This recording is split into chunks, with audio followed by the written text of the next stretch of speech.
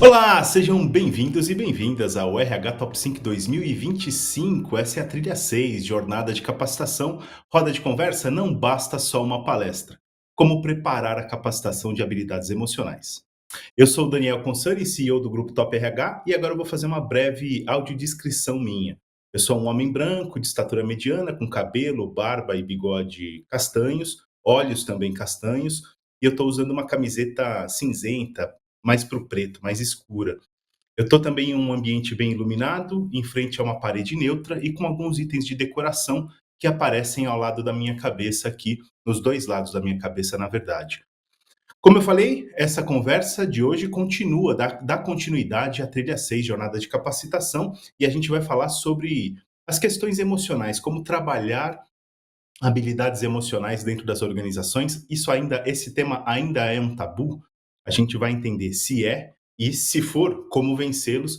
E a gente tem aqui um time estelar para ajudar a gente a desbravar esse tema. Estou falando da Milena Pacheco, ela é gerente Latam da TAC TMI, Unidade de Treinamento e Desenvolvimento da GI Group Holding, empresa que está indicada na categoria temporários e efetivos no Top of Mind de RH deste ano.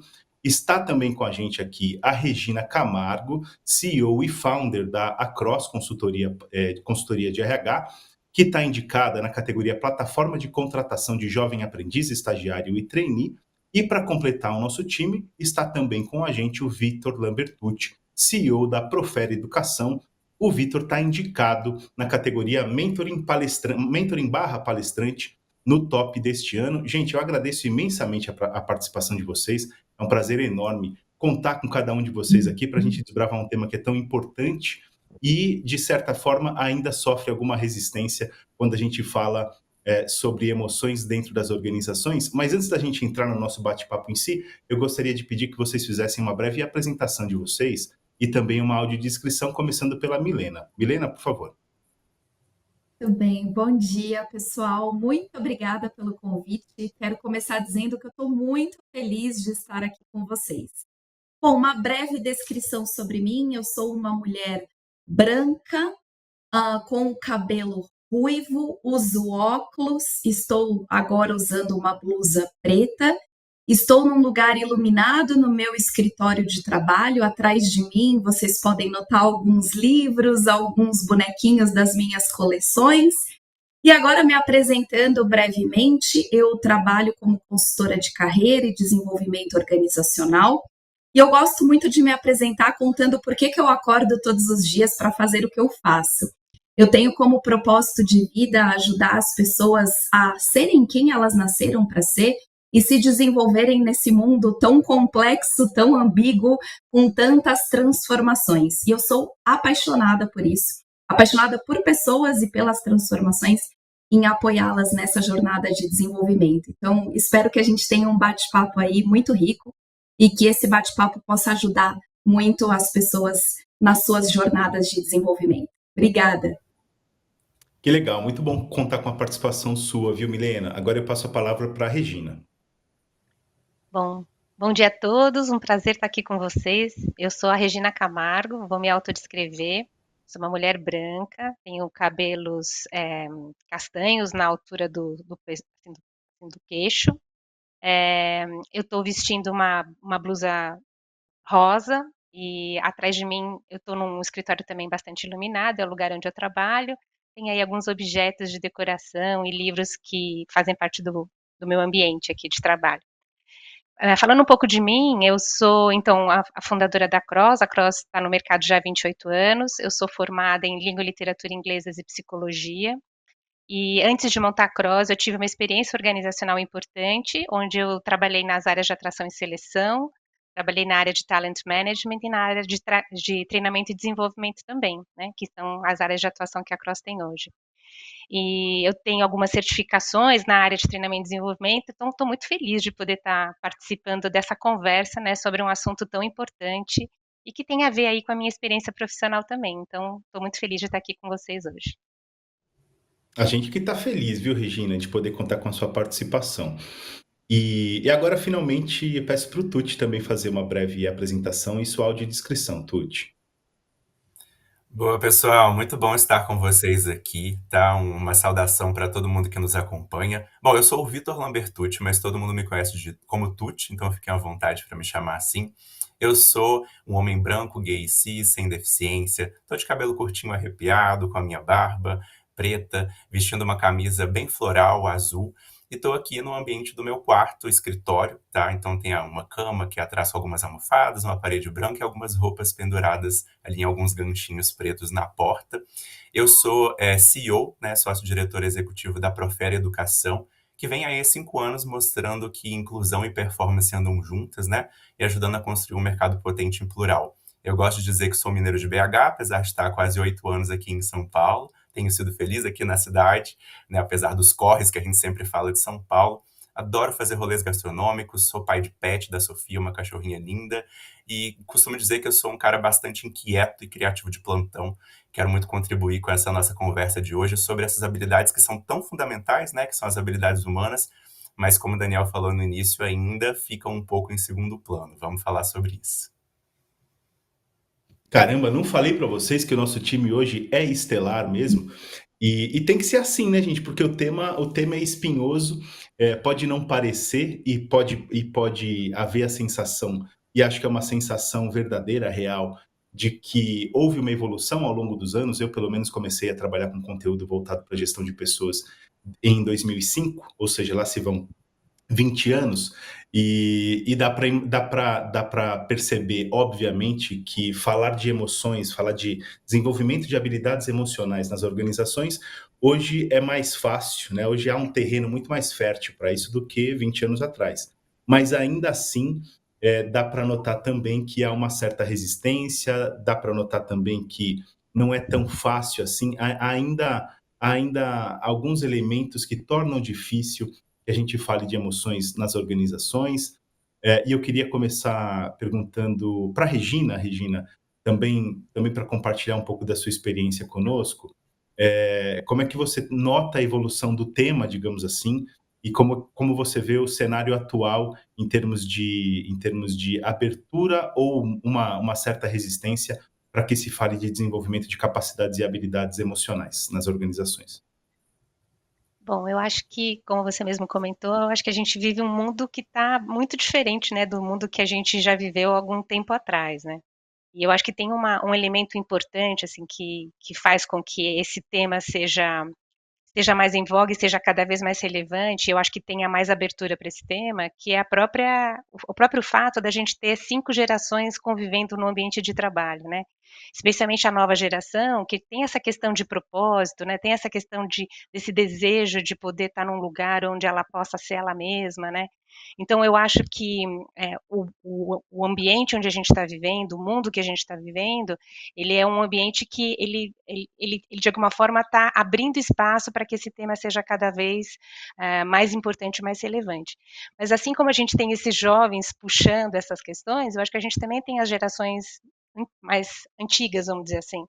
E eu acho que as gerações mais antigas têm uma certa visão do mundo do trabalho, talvez ainda com uma visão de que talvez o mundo do trabalho seja aquele mundo mais lógico, mais racional, e que a parte das emoções talvez sejam coisas que a gente não deveria trazer para o trabalho. Então, eu acho que a gente ainda vive, né, estamos num processo de evolução, eu acho que a gente está caminhando, acho que a própria regulamentação ela é um tema importante nesse momento para poder ajudar a gente a evoluir nesse tema, mas eu acho que a gente ainda tem esses dois polos, assim, né, a grande vantagem atualmente é que a gente tem uma força puxando, nesse sentido, né, coisa que a gente não tinha talvez há 20 anos atrás. Então, é assim que eu estou vendo essa questão. Boa, e faz muito sentido. Milena, como você tem visto também o tema, se há ainda alguma resistência da parte das lideranças, digamos assim, corporativas, para que a gente fale de desenvolvimento de habilidades emocionais? Olha, primeiro eu queria só puxar o gancho do que a Regina trouxe, que na minha visão, na verdade, as emoções elas sempre existiram, né, pessoal?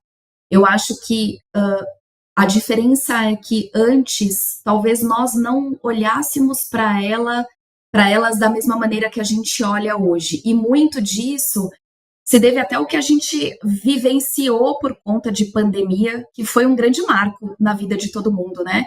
onde aconteceu algo que não estava previsto e que mudou a vida de todo mundo, literalmente da água para o vinho, e a gente foi forçada a olhar e encarar as nossas emoções muito de frente. Porque a vida mudou, a maneira como a gente trabalhou mudou, a maneira como a gente consumia mudou, como a gente se relaciona mudou, como a gente se comunica mudou. A gente foi forçado a olhar aquilo que na verdade sempre existiu. Então, é muito importante que hoje a gente fale sobre as emoções e o impacto disso no nosso dia a dia de trabalho, nas nossas relações, na nossa vida como um todo. Então, acho que a gente tem um grande marco, que foi a pandemia, fora tudo isso que a Regina trouxe das gerações, que está cada vez mais forçando a gente a olhar para aquilo que sempre esteve ali e que a gente tem que dar a devida importância a isso. E respondendo à sua pergunta, eu acho que hoje o grande desafio das lideranças é de fato olhar para essa questão como uma questão que deve ser tratada, deve ser desenvolvida e deve ser uma prioridade na agenda de todos. E eu vejo que a grande dificuldade, tanto das organizações como dos líderes, em olhar para essa questão emocional sobre essa perspectiva, é porque, primeiro, talvez as pessoas não tenham uma compreensão clara da importância das habilidades socioemocionais e do impacto delas nos resultados. Talvez porque existe uma dificuldade de se medir o retorno de um investimento para o desenvolvimento em habilidades socioemocionais. Ainda é muito difícil para as empresas e para as lideranças enxergar como medir isso e o impacto disso, positivo ou negativo, nos resultados. Talvez também porque ainda exista uma percepção das pessoas de que habilidades técnicas ainda são mais importantes do que habilidades comportamentais, apesar de que a gente está falando que o mundo é o mundo da potencialidade humana. E também porque é difícil mudar a cultura, né, gente? Muito do desenvolvimento dessas habilidades socioemocionais, da importância de se priorizar essa capacitação, esse acompanhamento, está muito vinculado a uma cultura que tem como foco o bom equilíbrio entre o resultado e o bem-estar das pessoas. Então, acho que tudo isso junto se torna um grande tabu e um grande dificultador da gente inserir isso nas agendas das lideranças e das organizações. Boa.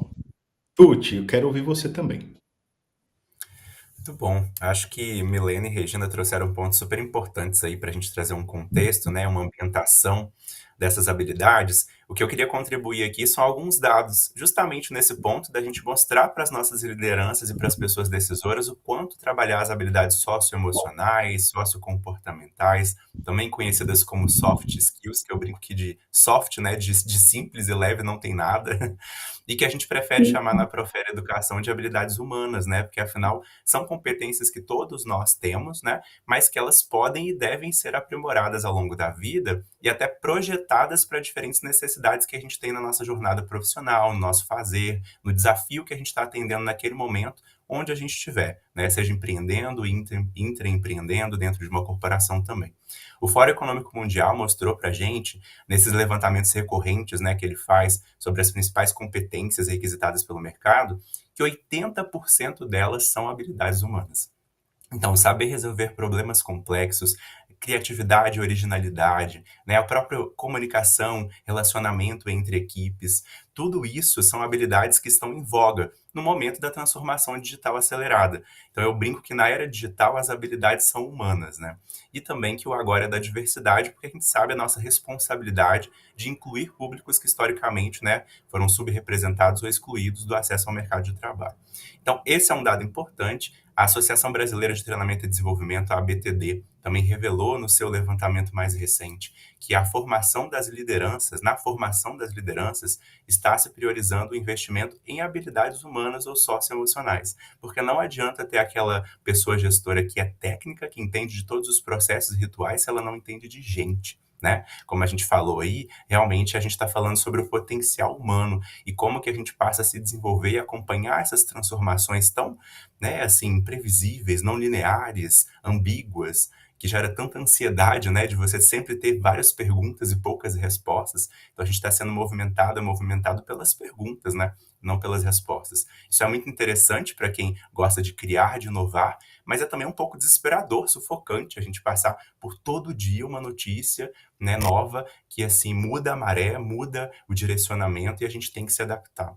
Então eu trouxe um pouco desses dados e provocações para a gente entender, né, por A mais B, que investir na formação das nossas pessoas, né, nesse fator humano, no desenvolvimento de habilidades que são às vezes mais intangíveis mesmo, difíceis da gente metrificar e acompanhar, é essencial para ter equipes adaptáveis, que estão à frente das transformações, que estão dominando as tecnologias e não deixando as tecnologias dominá-las, né, e que realmente vão fazer os negócios produzirem, inovarem e gerarem mais resultado.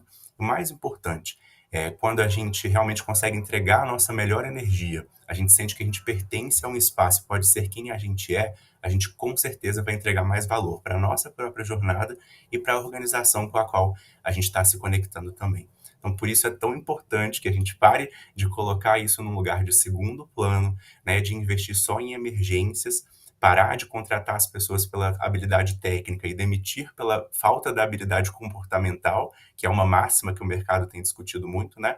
E realmente olhar para a educação corporativa, treinamento e desenvolvimento de forma estruturada, colocando as habilidades humanas no lugar de protagonismo que elas merecem. Uau, que maravilha! Acho que temos um pano de fundo montado para a gente explorar mais esse tema, gente. E conforme vocês foram falando e ajudando a gente a montar esse mosaico, digamos assim, eu fui percebendo que de fato, há ainda uma dificuldade de lidar com as diferenças entre hard e soft skills, quer dizer, tem muita gente que se esconde atrás do eu vou desenvolver a hard skill porque eu não quero ter de lidar com as outras questões. Acho, como a Milena falou, que de fato a pandemia trouxe uma aceleração de transformações nesse sentido, e aí eu gosto sempre de lembrar do que a gente sempre repetiu um mantra que era vida profissional, vida pessoal, vida profissional, vida pessoal, né? Tem até aquela série Ruptura, né, que tipo, mistura tudo e tal. Então, mistura tudo não, na verdade, sim de tudo, né?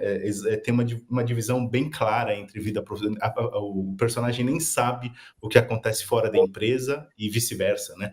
Então, e como isso é uma utopia, é óbvio, mas eu queria fazer uma provocação aqui para vocês, porque a gente também percebe que muita gente tem preferido marcar, digamos assim, essa diferenciação, né? Quer dizer, há um contingente aí que prefere aquela coisa do não, eu quero um trabalho presencial das 9 às 5, porque eu consigo deixar o trabalho lá, quando eu vou para casa eu não penso no trabalho, e quando eu entro no trabalho eu não estou pensando em casa. Há ainda como se fosse uma busca por uma zona de conforto de um passado, como se isso fosse a solução, mas esse nível de tentativa de compartimentalização da vida, digamos assim, colocar tudo em caixinhas separadas, para algumas pessoas, e acho que é um contingente significativo, traz algum tipo de conforto, né? Do tipo, olha, aqui eu não tenho de lidar com as minhas emoções, e aqui eu não tenho de lidar com as minhas questões de trabalho e tudo mais.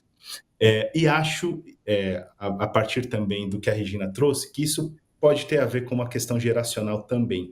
Eu queria que a gente entrasse um pouquinho mais nesse meandro, até da questão geracional, para que a gente pudesse explicar para a nossa audiência como lidar com isso.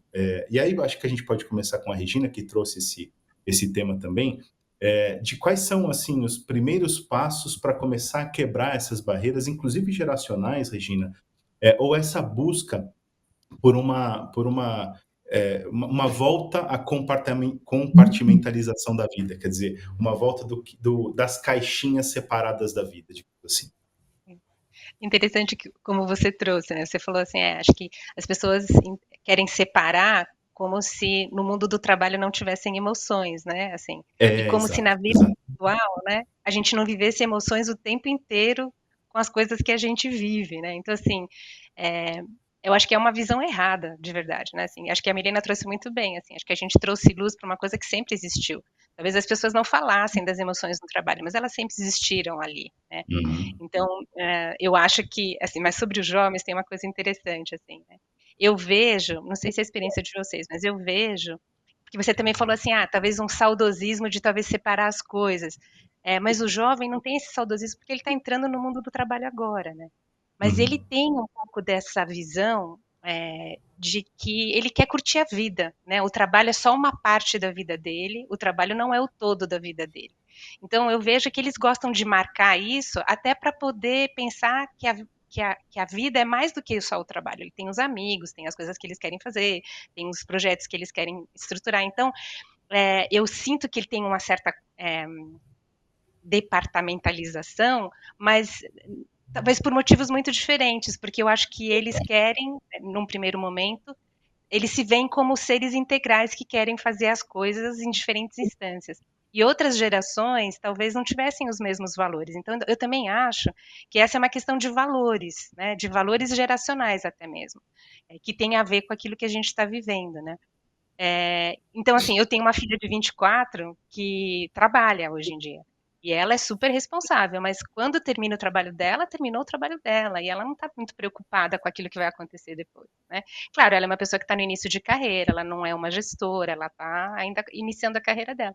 Mas eu vejo a importância de colocar na agenda uma série de outras coisas que, às vezes, eu, por exemplo, né, que sou mais velha, tal, tenho uma outra história, às vezes eu priorizo mesmo o trabalho, né? E, assim, e eu acho que eu tenho um problema também, porque assim, quando a gente gosta muito daquilo que a gente faz, eu fui olhando aqui Milena, pelo jeito que a Milena fala, o jeito como tu te fala, a gente gosta daquilo que faz. E isso é um problema também, porque Uhum. é muito difícil para você separar. Eu não consigo separar. Eu estou fazendo uma coisa no fim de semana, eu, sei lá, vou num teatro, vou no cinema, vejo uma coisa e falo, cara, eu conecto isso com o meu trabalho. Eu não consigo, para mim, essas coisas estão juntas. E eu não tenho nenhuma crise de trabalhar no fim de semana, assim como não tenho nenhuma crise de sair na hora do almoço, fazer um almoço mais longo e tá tudo bem, né?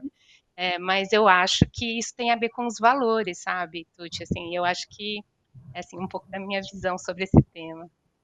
Deixa eu aproveitar para pegar um gancho, né, falando aqui do aspecto da minha geração, que é a geração Y, Millennial, né, mas também tem um primo, né, da geração mais recente, da geração Alpha, né, enfim, meus pais, enfim, várias gerações, né, fazem parte dos nossos ciclos sociais, a gente vai fazendo alguns comparativos mesmo. E é bem interessante a gente observar como, né, os mesmos seres que têm, né, emoções, né, similares ali, cada um no seu contexto, realmente tem comportamentos e maneiras de posicionar ou de vivenciar essas emoções, né, em diferentes aspectos, assim, a depender, né, da nossa idade, mas também do nosso repertório, do trabalho, dos nossos sonhos, né, tudo isso vai interpelando a gente.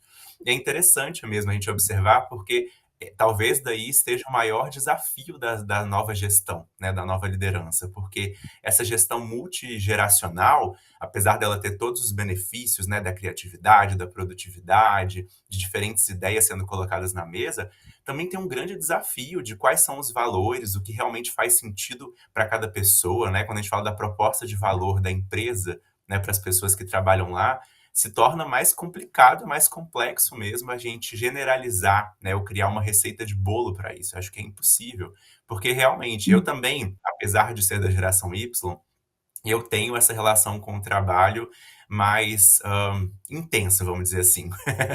Né? Eu realmente, às vezes, tenho que me policiar para separar esses núcleos, não deixar eles se confundir. Então, às vezes, está numa conversa ali com o namorado, com a pessoa da família, e você está falando de trabalho, você, calma, deixa eu me policiar aqui, que esse não é o momento, ou vice-versa, né? Então, realmente, a gente tem que fazer essa gestão. Enquanto outras pessoas, né, como o exemplo que você trouxe, elas realmente se desconectam e se desligam, e não quero receber mensagem depois das 18, né? E assim, não que isso não seja justo, né? É sim, é justo, e a gente realmente tem que ter esse equilíbrio. Mas a minha provocação, que nem é uma resposta para colocar mais elementos aqui e ouvir vocês, é como que a gente cria uma gestão que é inclusiva, mas que é efetiva, né, com essas diferentes maneiras de se relacionar com o trabalho, e também provoca o poder público, as empresas, a repensarem modelos que estão fadados ao fracasso, né? A gente tem vivido várias discussões sobre o trabalho remoto, sobre a separação da vida pessoal e profissional, né? Enfim, ruptura também traz essa discussão à tona lá na série. Então, eu acho que tem elementos aí para a gente conversar mais e achar caminhos, porque modelos de gestões muito restritos e tradicionais, eles realmente não vão impulsionar essas pessoas e não vão fazer elas gerarem valor para si e para o negócio mais, né? Vou aproveitar e pegar o gancho aqui também, que tá muito bom esse papo, gente. Assim, falar de desenvolvimento de habilidades socioemocionais é falar de inteligência emocional. No fim das contas, para mim, aí eu vou colocar a minha opinião aqui, tá? Para mim, inteligência emocional é você saber fazer uma boa gestão dos seus relacionamentos e do seu relacionamento com você mesmo. Isso, quando a gente olha para definição de inteligência emocional, se a gente vai estudar a inteligência emocional mais a fundo, é basicamente isso. É a nossa capacidade de fazer a nossa própria autogestão e a gestão dos nossos relacionamentos. E tudo que a gente está falando aqui, no fim, é isso. Quando a gente fala de fazer uma boa gestão dos relacionamentos, é nós respeitarmos que não somos difíceis, somos diferentes. Porque temos valores diferentes, viemos de educações diferentes, viemos de experiências diferentes, e tudo isso gera em cada um, como a Regina falou, valores diferentes, maneiras diferentes de encarar a vida, de encarar o trabalho, de encarar as relações. Então, acho que o grande desafio quando a gente fala de desenvolver habilidade socioemocional é isso. É a gente, de fato, olhar e falar, poxa, eu respeito que a Regina fala de trabalho e vê o trabalho o tempo todo, porque ela ama o que ela faz e é isso que é para valor para ela. Eu não posso criticar a Regina por viver a vida dessa maneira, porque isso é um valor para ela. Da mesma maneira que eu também espero que o contrário aconteça, que é o exemplo da filha dela. Né? Então, poxa, 18 horas eu não quero mais falar do meu trabalho, e é isso. E a gente entra muito nesse lugar do julgar, de inferir, de querer que o outro talvez pense e faça as coisas da mesma maneira, e não vai fazer, porque somos diferentes. Então, acho que isso, na verdade, de uma maneira bem simplória, eu estou falando aqui, é o que é desenvolver habilidades socioemocionais. É primeiro a gente se conhecer, entender o nosso funcionamento e não querer mudar a nossa essência, porque é isso que é valor e importante para nós. E também, do outro lado, respeitar que o outro também tem um valor, também tem uma maneira de encarar a vida, independente de ser da geração X, Y, Z, somos pessoas. Então, acho que aqui que é o pulo do gato, sabe? Aqui é que é, de fato, a gente poder sentar nessa cadeira do eu utilizo a inteligência emocional, eu me aproprio do que sou e também respeito o que o outro é. Eu acho que se a gente começasse por aí, focasse nisso, ficaria muito mais fácil a gente fazer a gestão dos nossos relacionamentos, a gente trabalhar a real flexibilidade, a real diversidade, a real inclusão, porque no fim é sobre isso. Né? A gente não pode querer encapsular todo mundo e colocar todo mundo na mesma caixinha, porque não é. Eu, inclusive, particularmente, eu nem gosto de definir as pessoas por geração. Porque eu, por exemplo, já trabalhei com muitas gerações que características de uma geração eu encontrava em outra pessoa. Eu mesmo tinha uma líder baby boomer que ela era muito mais millennium do que eu. Às vezes eu conversava com ela e falava, nossa, gente, mas da onde que veio essa ideia assim? Não, eu quero pensar mais, né? Não, eu preciso de algo mais concreto, né? Um planejamento. Você está abrindo muita janelinha, muita possibilidade, não dá para ser assim. E ela mesmo falava, eu sou uma baby boomer porque me encaixaram nesse quadrado, mas o meu pensamento é de milênio. Então, veja, é pessoa, no fim, estamos falando de diferenças. E acho que saber gerenciar essas diferenças é o que vai fazer a gente, de fato, trabalhar a inteligência emocional de uma maneira prática no dia a dia. E realmente a gente entender flexibilidade que tanta gente está falando e etc. Então, isso é um pouco do que eu penso, gente. Acho que só para fechar um pouquinho do que a Regina trouxe, do que o Tuti trouxe, no fim tudo leva a isso, né? E talvez voltando um pouco para o tema que você trabalhou antes, que você falou sobre a liderança, eu acho que essa é um grande desafio, porque os valores, quando as pessoas têm valores, talvez até de um jeito meio inconsciente, as pessoas julgam, né? Elas olham a realidade e elas julgam aquela realidade com base numa... Assim, não tem muito... Se você não trabalhar o seu autoconhecimento, você vai de verdade agir de um jeito meio automático com coisas que foram construídas na sua vida. Então, por exemplo, um líder de um jovem, por exemplo, ele pode olhar aquela atitude e julgar um descomprometimento. E não tem nada a ver com descomprometimento. né. Então eu acho que e aí o jovem também olha o mais velho e julga pelo seu valor, que aquele cara é crica, que ele é chato, que ele, né, que ele é workaholic, enfim.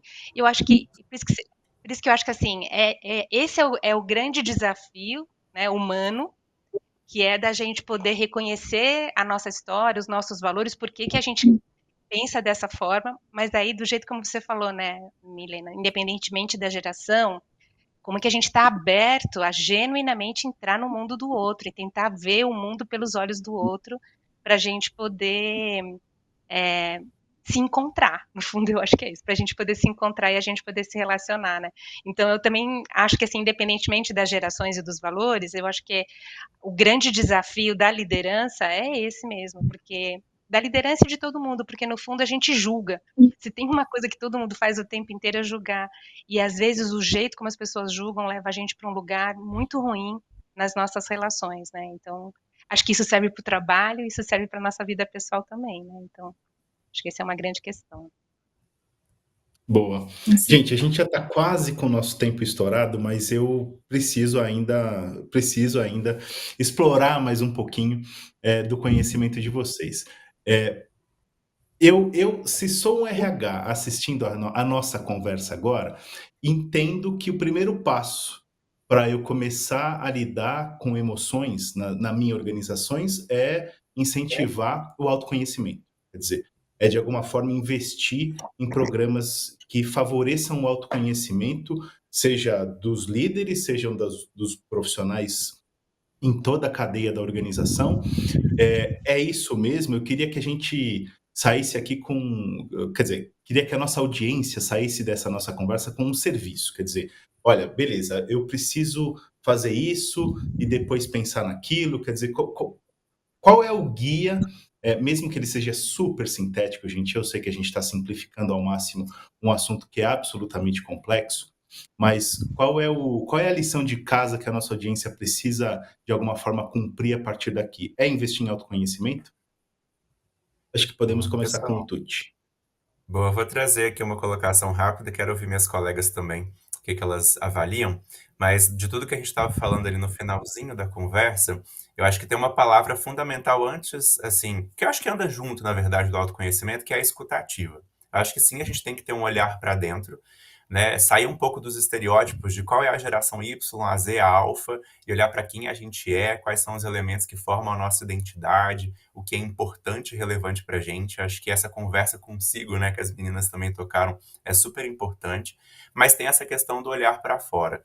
E quando olhar para fora, justamente, né, menos julgamento, menos vieses inconscientes, e a gente realmente trabalhar com a escutativa, que é aquela questão de não olhar só para a oratória, o quanto que eu falo bem e me posiciono, mas o quanto que eu também trabalho a minha escutatória, que é um termo que ficou em voga aí, né, para quem trabalha com DHO, com TID. Vamos falar sobre escutatória, sobre o nosso potencial e a nossa habilidade de escutar de forma estruturada, né, com realmente assim abrindo a nossa cabeça para deixar entrar as informações que aquela pessoa está transmitindo para a gente, o repertório dela, o que ela está sentindo, e realmente a gente não invalidar e não impor o que a gente acha, né, o que a gente sente sobre o que a outra pessoa está transmitindo.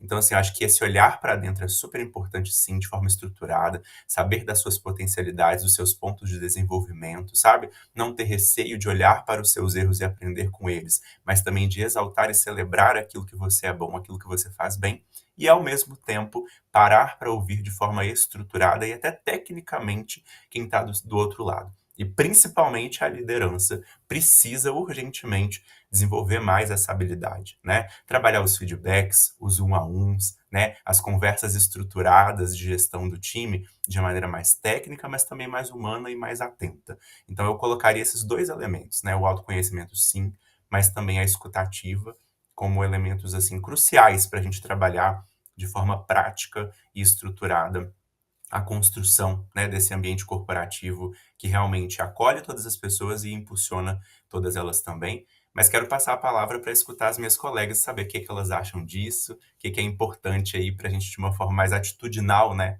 construir esse ambiente produtivo dentro das organizações. Eu vou pegar o gancho aqui. Eu sempre falo, gente, nos treinamentos de liderança que eu facilito, que eu digo que ser líder não é romântico e precisa ser uma escolha diária. Por quê? Por que, que liderança não é romântica? Aí falando de uma maneira mais específica sobre essa cadeira. O ser líder não é romântico porque todos os dias nós precisamos pegar um espelho, colocar na nossa frente e olhar de verdade para o que nós estamos fazendo. Porque é muito fácil a gente falar, poxa, meus liderados estão desengajados, ou frases, né, clássicas. Tá todo mundo querendo ficar na zona de conforto, produtividade está baixa.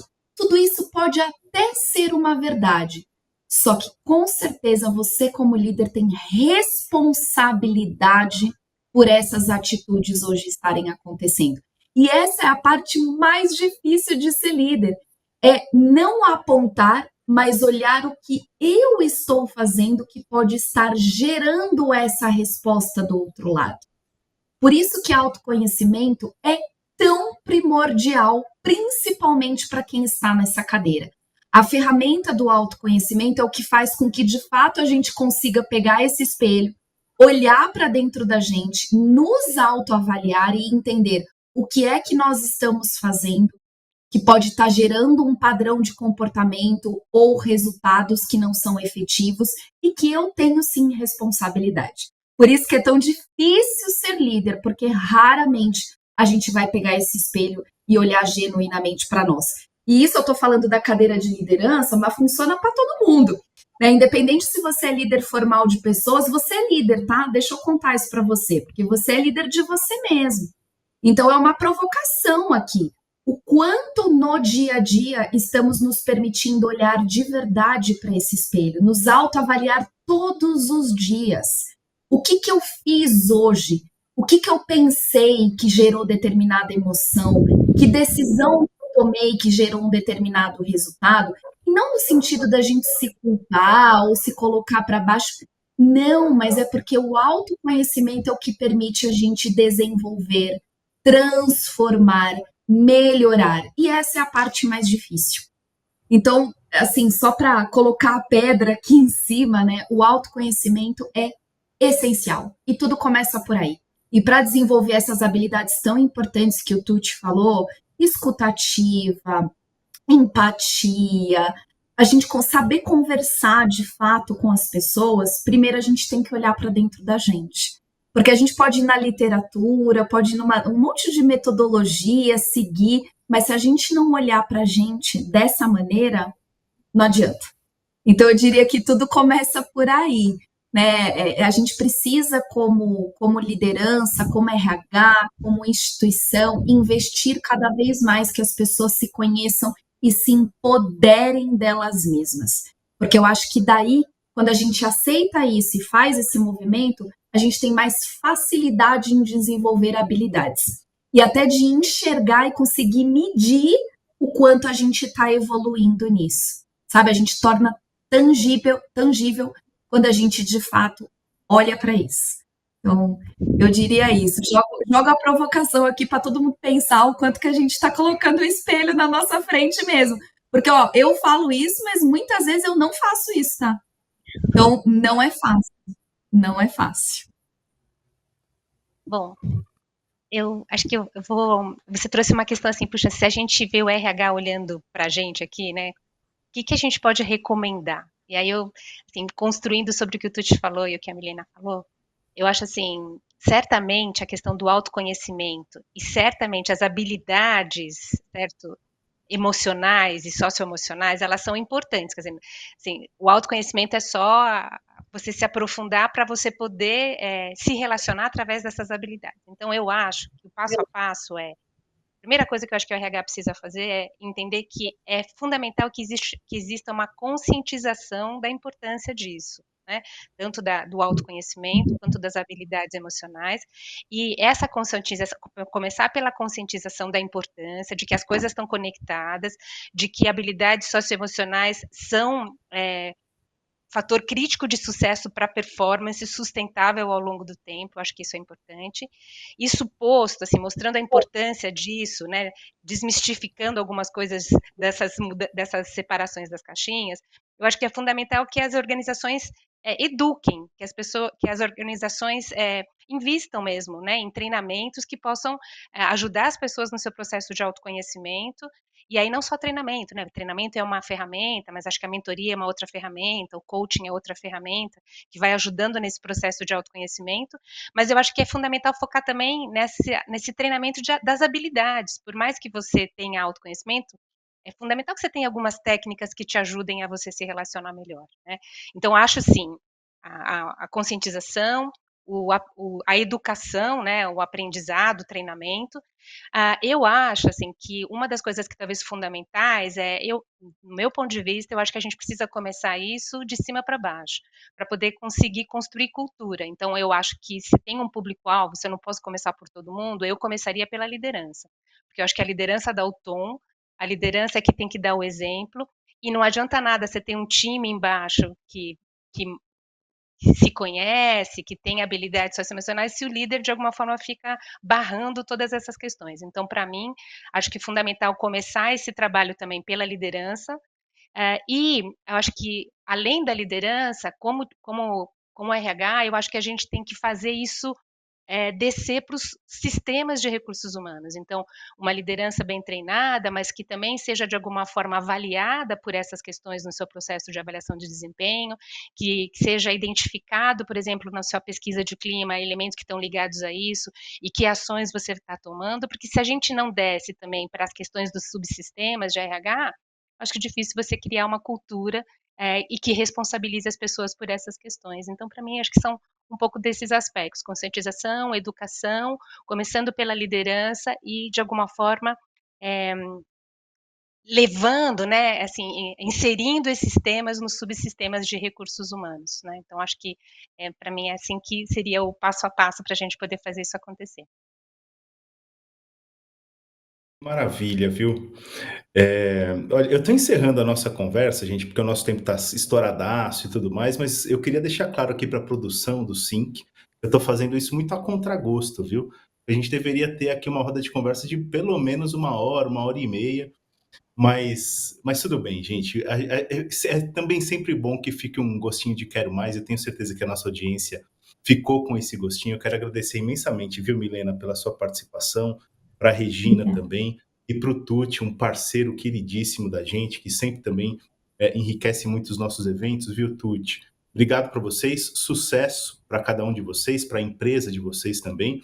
E para você que está nos assistindo, eu quero deixar aqui dois últimos recados. Claro, o convite para vocês continuarem acompanhando todas as rodas de conversa das outras trilhas, né? São 6 trilhas de conhecimento aqui no RH Top 5 2025, para você curtir muito e para você cada vez mais entender tudo o que está acontecendo de tendências e de aspectos relevantes, digamos assim, no mercado de recursos humanos e principalmente entre as empresas indicadas ao top, que são empresas de fornecimento de soluções para toda a cadeia de recursos humanos. E, é claro, deixo aqui também o convite, o recado para você fazer parte do Colégio Eleitoral do Top.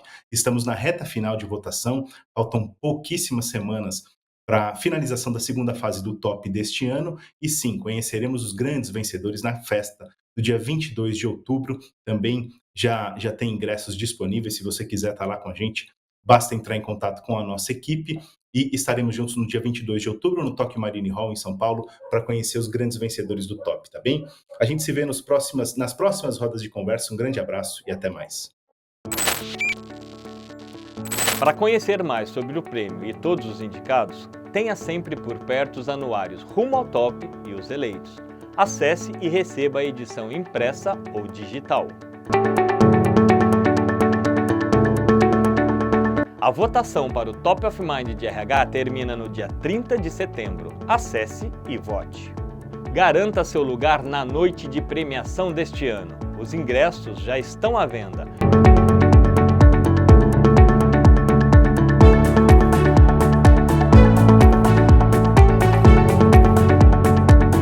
E não se esqueça de interagir com a gente nas redes sociais. Marque Top of Mind de RH no LinkedIn e Instagram e a nossa hashtag 28TopRH.